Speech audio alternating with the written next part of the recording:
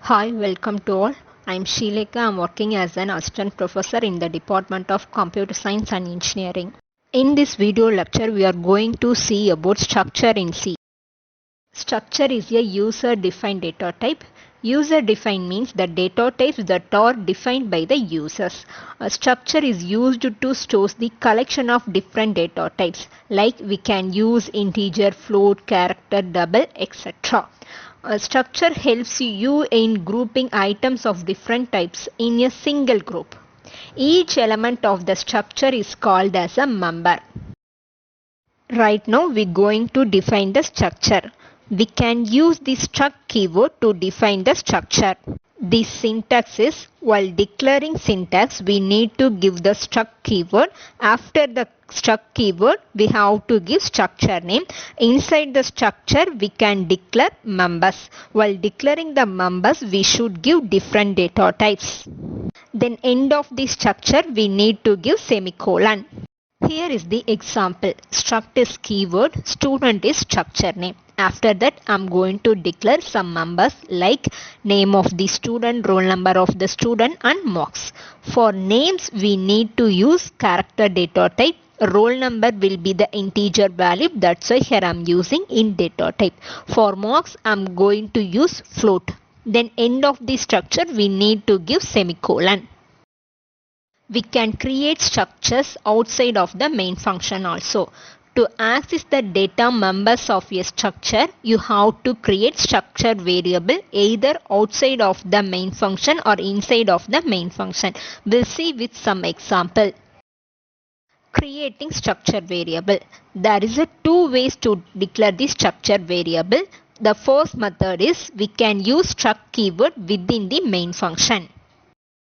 Here I am going to declare structure. So struct is the keyword. My structure name is student. Inside the structure I am going to declare some data members like name, roll number, marks. Then end of the structure we need to give semicolon. You can declare the structure variables within the main function. So inside the main function I am going to declare two variables like s1, s2. You can use s1, s2 variables to access the members of the structure. The second method, we can declare a structure variable at the time of structure declaration. The same example I am going to repeating. Before end of the structure, I am going to declare variables like s1, s2. Here we don't want to declare the variables inside the main function.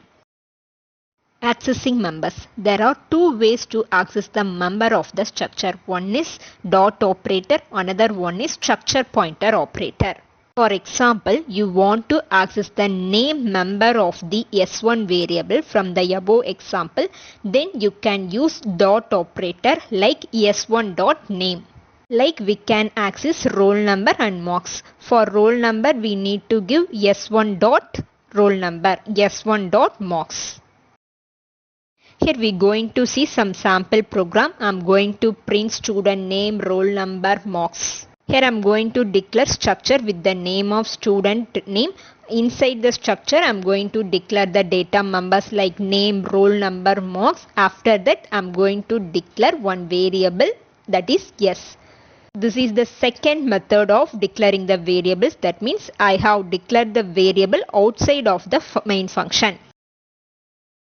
In the main function, I am going to use printf statement. In the printf statement, I am going to give student information. So whatever I am giving in the printf statement, it will be print in the output screen.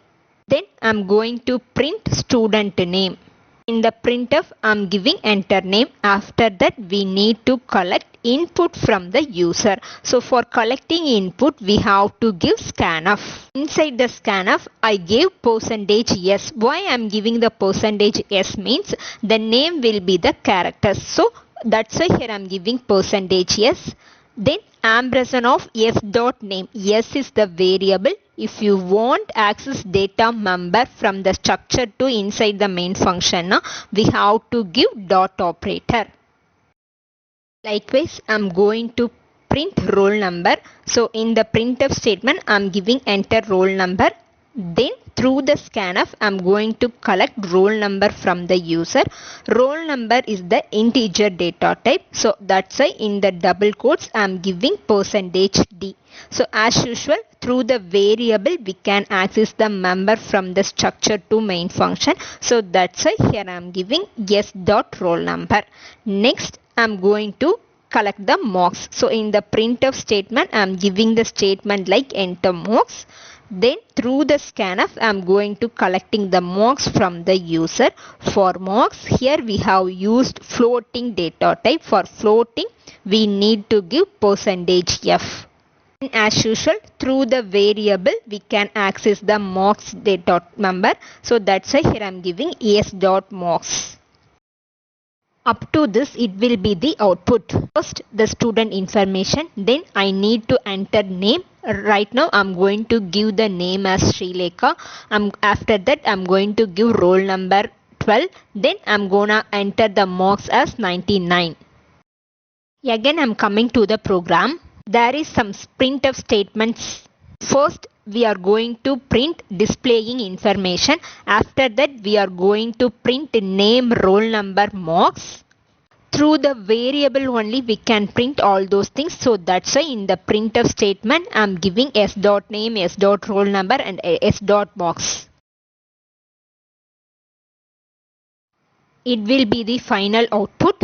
This is the output screen. In this output screen, we can get all the details. So first, the student information will be print. Then we need to give roll number, name and marks. Finally, all the details will be displayed in the output screen.